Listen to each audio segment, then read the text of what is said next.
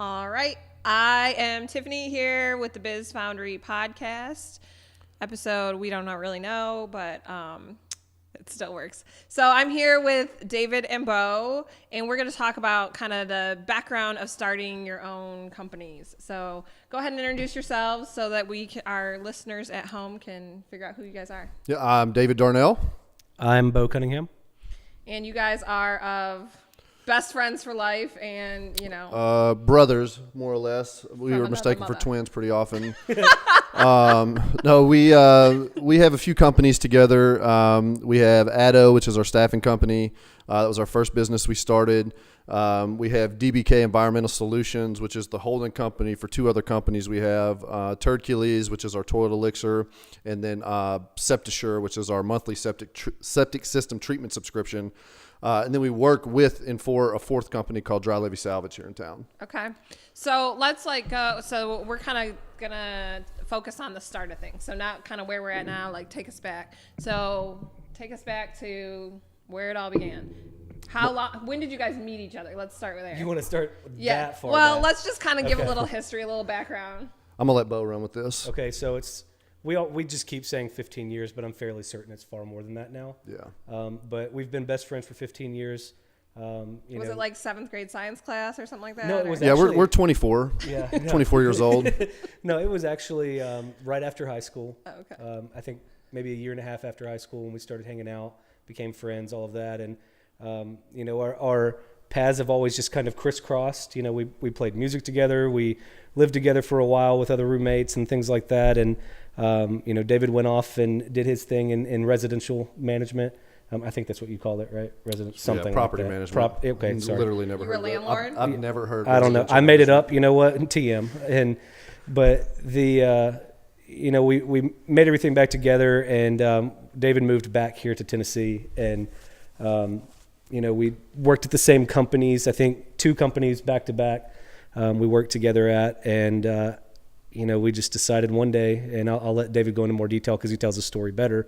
But we just decided. Well, let me stop you there. Yeah. So I really feel like there's kind of 2 types of entrepreneurs. Some that just have the spirit of I don't care what I'm doing. I just want to be an entrepreneur, and I'm going to make my own business, whatever it is. And I feel like you guys kind of have that spirit and passion. And then there's the other kind that are like, oh, I just really believe in this product or this technology or whatever, and they really want to push that specific thing. But I think you guys just you want to be your own bosses. Yeah, I mean right? that was the thing, the freedom of it. Yeah, what led to all of this is we've had plenty of business ideas over the years, several business ideas really, ridiculous business ideas. Customer service restoration. Yeah, it's the longest domain we've ever purchased. It is. Yeah. And prior to starting Addo, we worked for the largest boutique staffing firm in the country. It's a $7 billion company. And we were sitting in traffic. We carpooled because we live so close to each other. What's the YouTube channel for the carpooling? I think it's 2 guys in traffic. Is that what it is? Yeah, Two there's guys in only traffic? 3 videos so on there. Look it up. Yeah, they took one down. They made us take one down. For, Nelly copyright. doesn't like it when you Copyright. lip sync his songs, apparently. Yeah, apparently Pimp Juice is not for Yeah. the internet. Well, So we were sitting in traffic. Honestly, minimum of 3 hours a day. So we were doing lip syncing videos. We were doing Mickey Mouse impressions, having contests just to see who could. Really just filling our time. And we were really good at staffing, so we decided, why not do this on our own? Let's give it a shot. So we did. We put together a very enhanced business plan. Needless to say, like we said in the last podcast, we're not millionaires yet, like we thought we'd be. So your business plan, let's back that up a little bit. Okay. So do you guys have a business background? Yeah, I'd say so. I think you could say that. Okay. Yeah, the company I was at prior to this, I managed a team of somewhere between 7 and 10 people, just depending on what our team was like. And I was responsible for approximately $10 million in revenue. So, I had the P&L, I had the budget, I had all of those things. So, We've both been in management roles, numerous management roles, but leading up to it, that was the first business plan we had ever written. Mm-hmm. And it was extremely liberal, and we thought it was conservative, and it was way off. Right now, we should both be on yachts, with our families in Tahiti. Absolutely. But we're not. Listening to some Nelly and lip sync. Yeah, Exactly. right? Yeah, but we're not. So we started Addo, our staffing business, and I feel like we had a pretty good start, but we realized about 6 months in that it wasn't that we were miserable where we were. It was, and I won't say miserable that we were doing, but we didn't really have a passion for staffing, right? We're good at it, and we still do it. We cared about the people, and we still do. We still care about the people, and making sure that we're making a good fit between, candidate and client, and finding a place that someone can stay 10 years at, right? I mean, that's what we want. But, at the end of the day, it's a grind, and it's a lot of phone calls, and it's a lot of follow-up, and that drains you. And if your candidate doesn't get the job, then you're having to play, counselor. This is why you didn't get the job. Well, and it's really hard for people not to take that personally. So it takes a toll on you. Yeah, and I think us starting the business, we got the entrepreneur, bug, right? Mm-hmm. We realized that we loved doing this. We loved freedom, and we could make some pretty good decisions and come up with some pretty cool things. So in that process, we were starting to think, this is our main priority, but what could be our side hustle now, right? Because really in staffing, it's not like we could have started our staffing business on the side and kept working for it. Like we literally had to cut ties, move 50 miles outside of our non-competes, and started this business. But again, we're good at it, but we weren't having fun per se. And, you hear people say, do what you love, and you'll have fun doing it. And we just wanted to try a couple different things. So we started to really explore. Really, we started messing with our website in the web development side and started to kind of manipulate the things that were on there and kind of change some key things. We realized we were okay at that. And one thing led to another, and we had a couple other business ideas pop up, and needless to say, we've gone about those a little bit differently in terms of how we've started those and how they've progressed specifically in a short amount of time in comparison to the first business we had. So one thing led to another. Let's go through those details. So you had this idea. What do you do?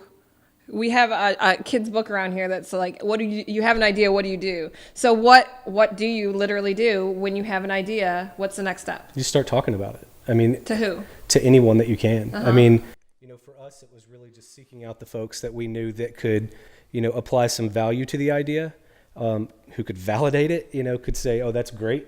And, there's like David said, I mean, there's been plenty of times in our past that we've come up with ideas that we think are fantastic and that we hold on to, but we never really stepped out of the box and tried to get other people to validate those for us and say, I would buy that. I would use that service.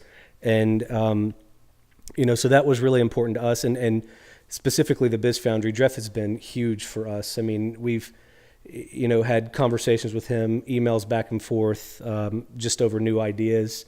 And how often do you find, so I am not an entrepreneur, really. I mean, I kind of do my own marketing, and I'm a contracted employee, but I have not started my own business. But I kind of feel like, oh, well, I might lie. I might say yeah, sure, I'd buy that. Cause you're my friends, and I just think I want to encourage you and support you. So how often do you find that people might be kind of blowing smoke up your ass?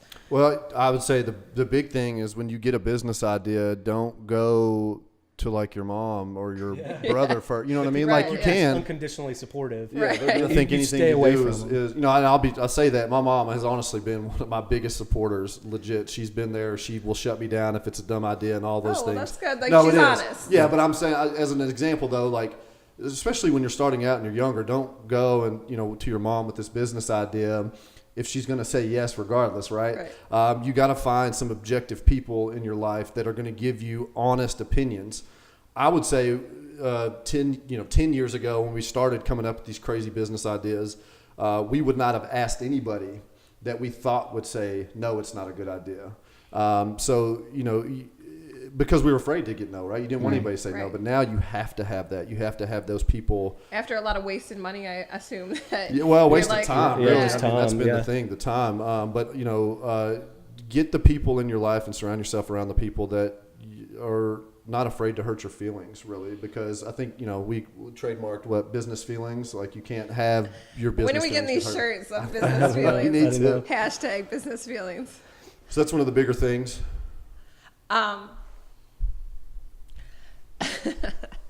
Our director is giving us some feedback here. And I'm breaking microphone stands as well. This is why we can't have nice things. It is.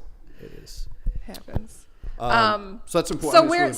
So we've talked a little bit here around the Biz Foundry about finding your tribe and kind of finding these people. So how do you find these people that aren't just going to give you yeses all the time? Where did you guys go to find hey, do you want to, let's talk about poop. And like, would you buy a subscription to something that helps you clean out your, where do you go? That's not like a dinner conversation that you're like, hey, let's have a dinner party and talk about this. Well, I think what happened with us is,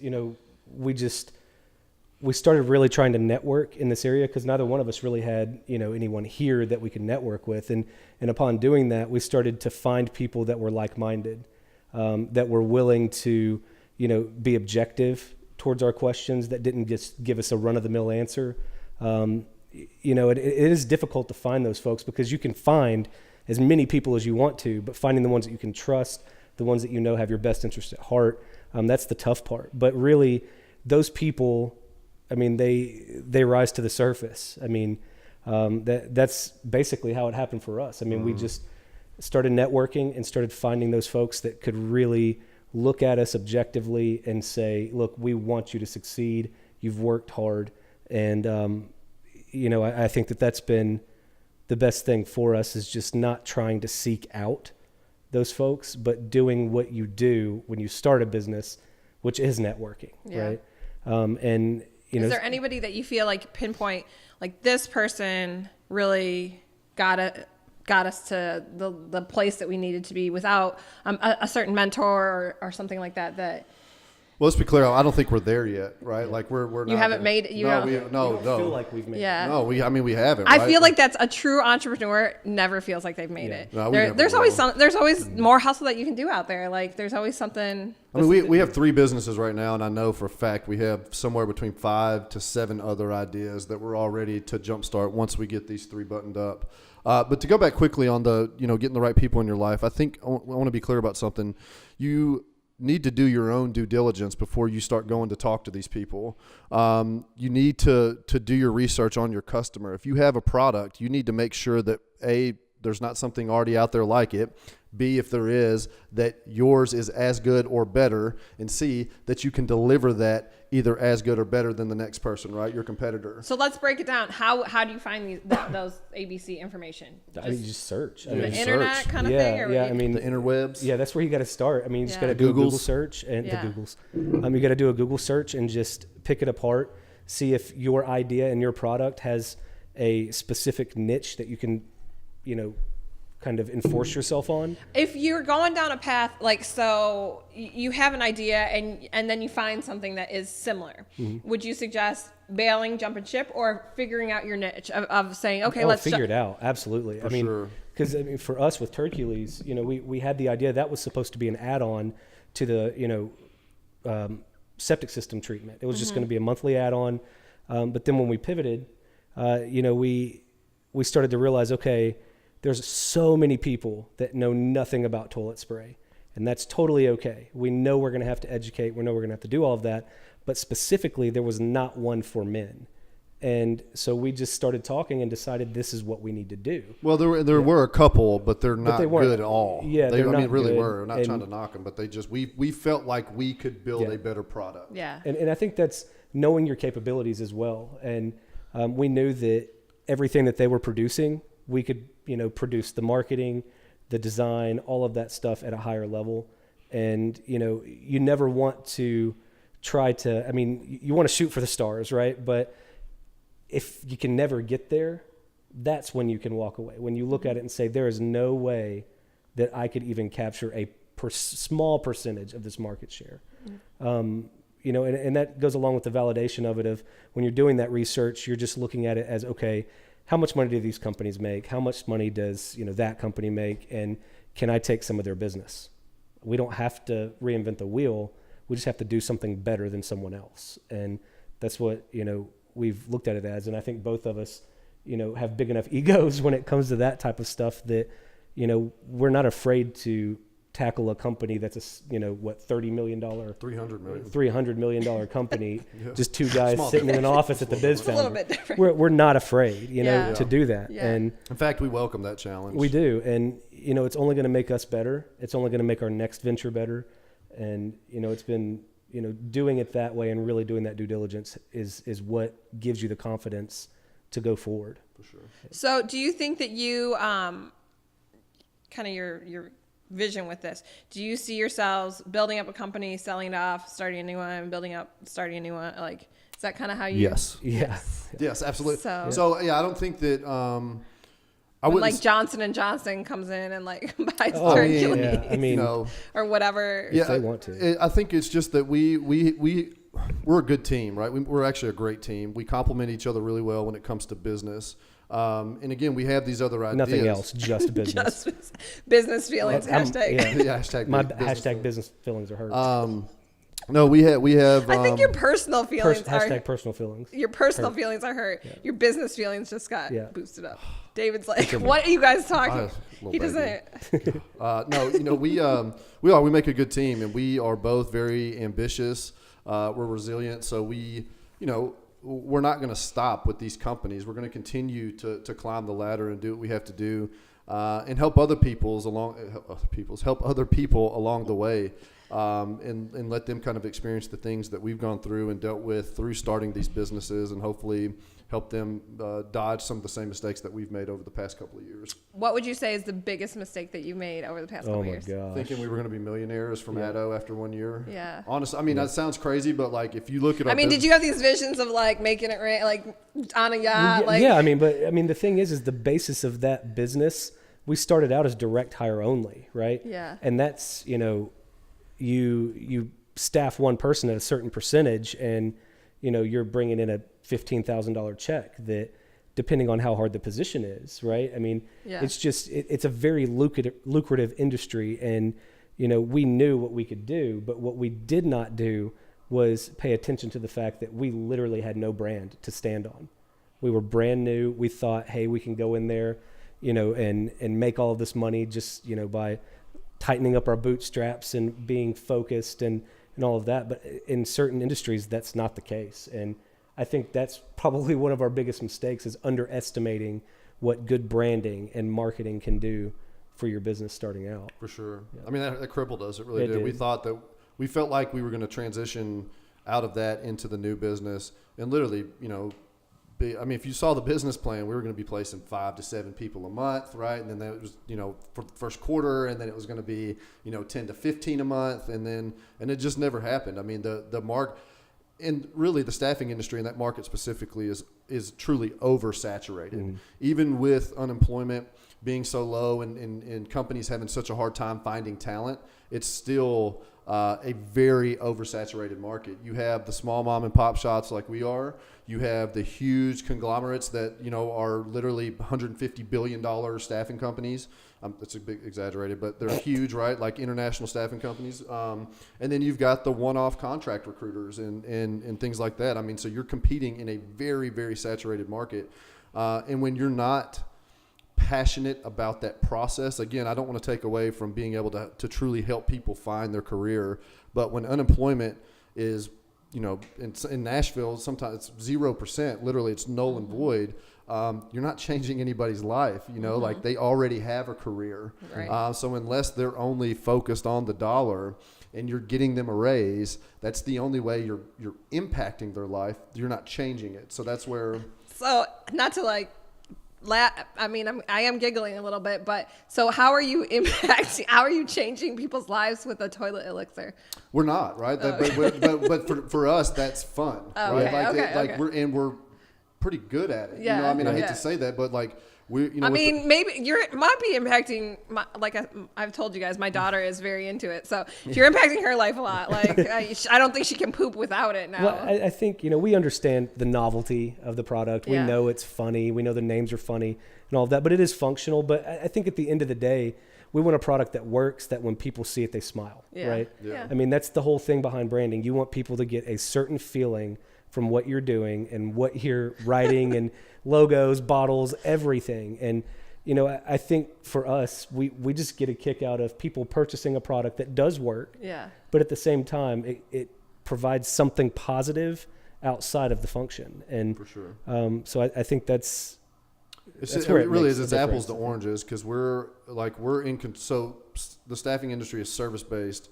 Hercules is product-based. Mm-hmm. And we really wanted a product-based company to see how we enjoyed that and build a brand and build a product around that. That's what we learned from Addo, that maybe the service industry isn't our thing right now. Maybe we need to focus on a product. Well, let's take a break from the service thing for a minute so we can focus on product. And that's where we are. And, the other company we work for, Dry Levy Salvage, we get a lot of purpose out of what we do with them. I mean, we save history, they deconstruct old barns, and we save old cars, and, we do all these really cool things and repurpose these old things. Some of the wood on this table is from Dry Levy, right? It's 120-year-old wood. So much in this building is that. Yeah, so we get a lot of purpose, so to speak, from that. Yeah. So we get to have fun and focus on the actual product with Hercules and with Septisure, which makes it a lot of fun. So do you, what do you think is pros or cons about starting a service company as opposed to a product company? Or I think they each have, their downfalls. But, there's a great deal of learning opportunity there. And I feel like I keep moving the microphone. There we go. But it's just attracted to your beard. It keeps coming in. No, but I think for the product side, one of the things was there's just so many moving pieces. And up until recently, we didn't even know some of the stuff existed, that could help us make this more efficient and all of that. And Did you have any idea that you'd be like choosing the bottles and the labels and all that kind of we knew we would, but not on the scale that we've had to do it. Yeah, I mean, we've gone through. And just comparing, I'm sure, all the different materials of bottles. Yeah, I didn't even know there was a thing called a Boston Round bottle until this. And there you go. Apparently they're everywhere. I think we've gone through 7 or 8 iterations of our bottles. Yep.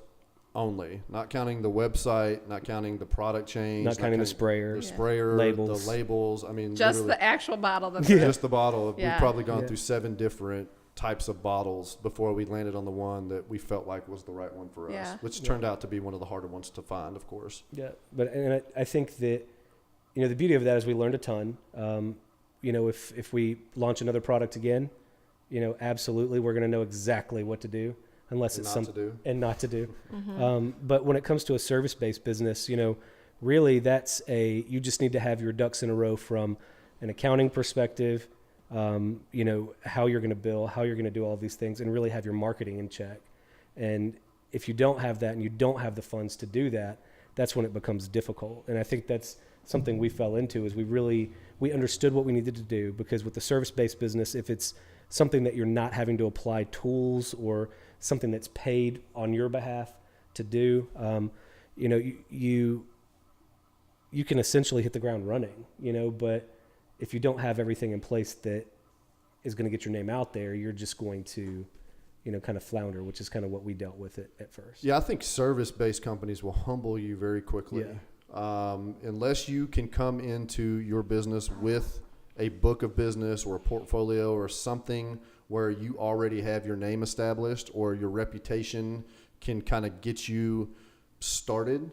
Don't overestimate your ability to make that company perform. Now, do you think that the startup cost, I'm not an entrepreneur, but I would think that the startup cost of a service company is a lot less than the startup cost of a product company, right? So it would probably just depend on, when we were making Hercules ourselves, it wasn't that expensive. Mm-hmm. Not until, now that we're ordering 25,000 bottles, it's a little bit more pricey, right? Yeah. But you don't do that right out of the gate. We worked really hard to get to that point. On a service base, it just depends on what type of service you're offering. Mm-hmm. Like what comes with that. Do you need to travel, right? Like, are your clients local? Yeah. It's just all these different things. You got to, a lot of times, depending on what you do, you got to take those folks out to lunch. You got to court them, you know what I mean? There's a process that goes with that, depending on what you're doing. So I don't know. I think it would really depend on what your product or your service is. So where can you go if you're just, okay, I have this idea, I want to start a business. I've talked to some people, they think it's viable. What do I do next? I would absolutely, if you're in town, come to Biz Foundry. And no-brainer. Or just reach out to Launch Tennessee. Find somewhere that you can go.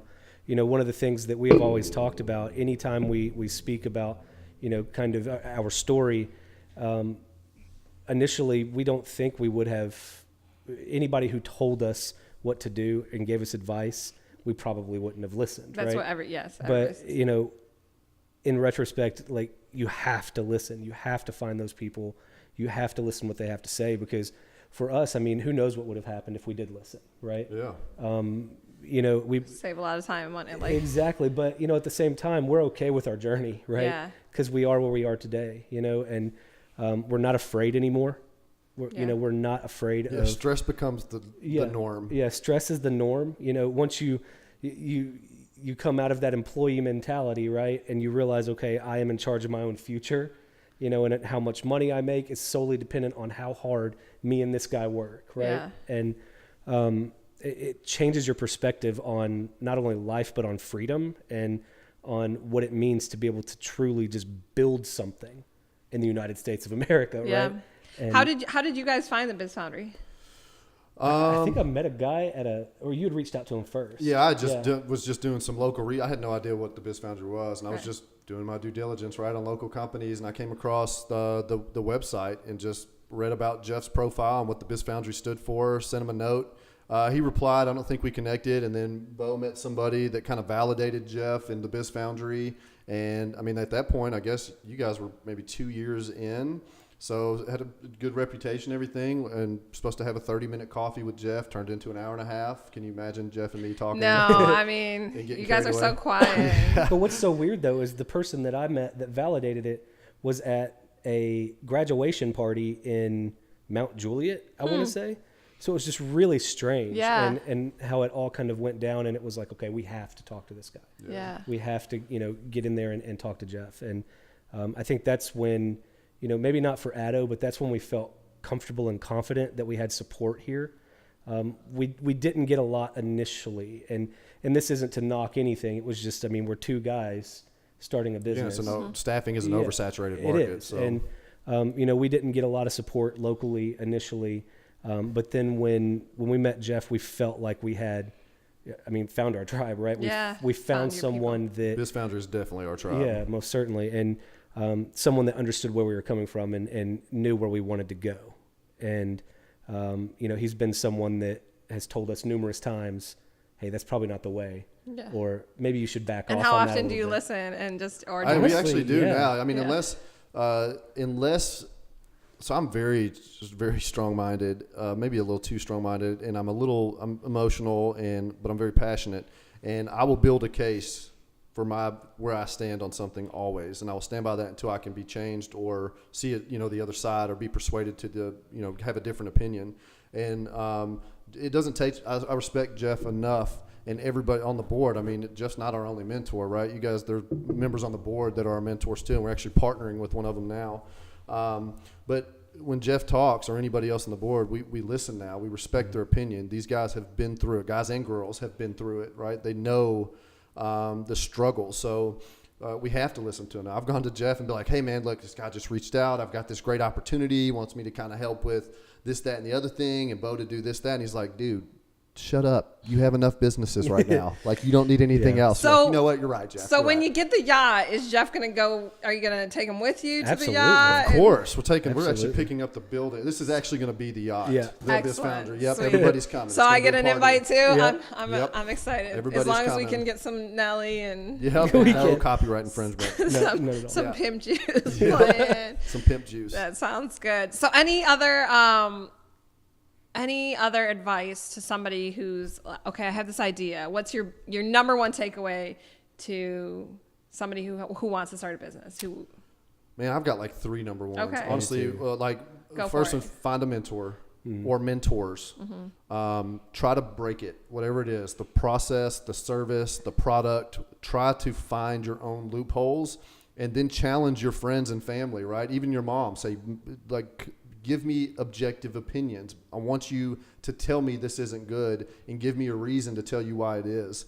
And really those two, honestly, I get the third, those are probably the 2 most important, because once you can get past those 2, then you get to start having fun, right? When you can get the validation, or you can get it to where you can get your idea to where nobody can break it, or at least you can overcome those objections, then you're probably onto something, and it's worth start moving the ship forward.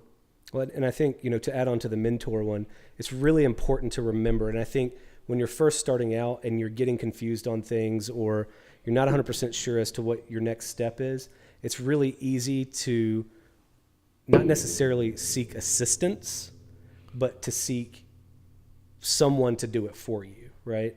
And, I think that's very important, to not expect your mentors to solve your problems, but for them to partner with you. If you go into any mentor relationship expecting that person to do everything for you and to solve your problems, you are going to be more frustrated.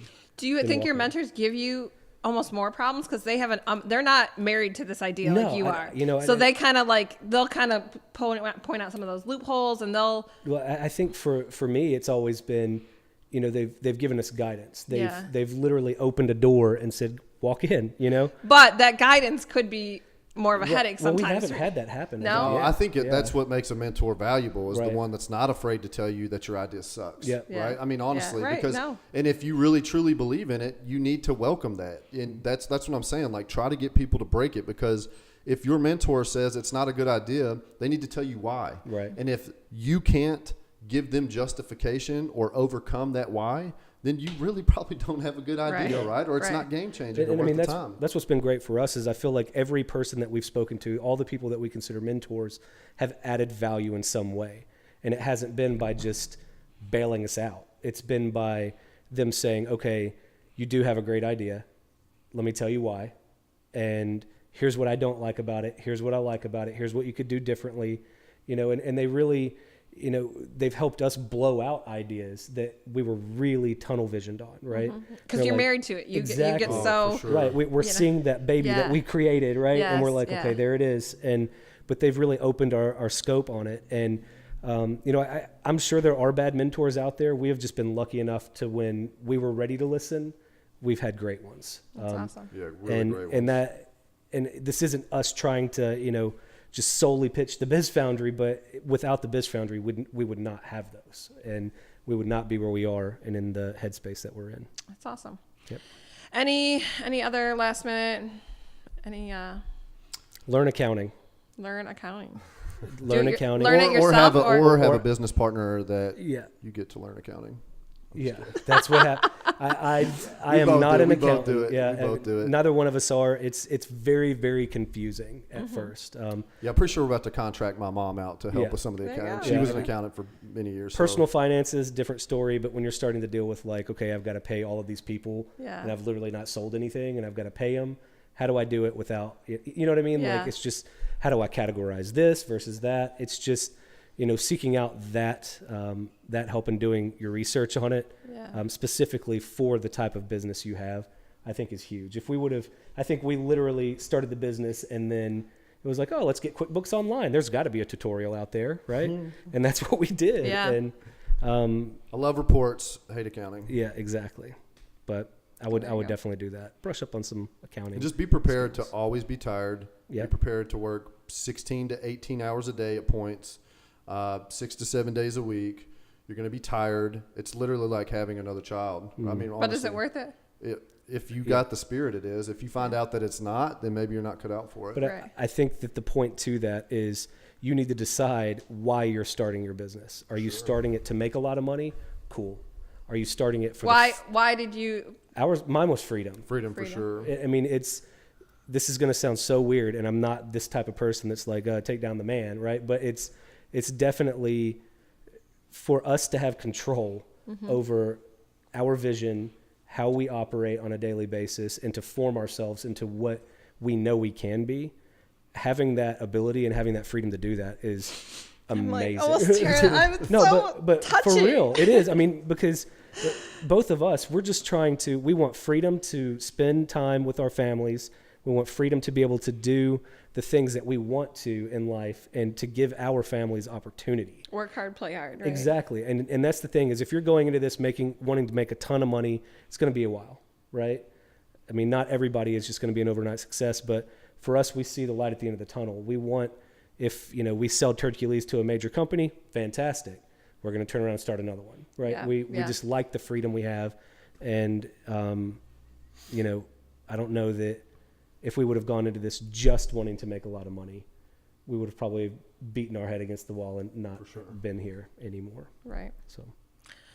All right. Well, thank you guys. David Darnell, Beau Cunningham, serial entrepreneurs. Who knows where they're going to be next? This will be for a little bit, but we'll see you, I'm sure, at another business at another time. So Thank you guys for listening / watching. I'm Tiffany Anton with the Biz Foundry Podcast, and hopefully we'll see you again, hear you again soon, whatever. I don't know how it works.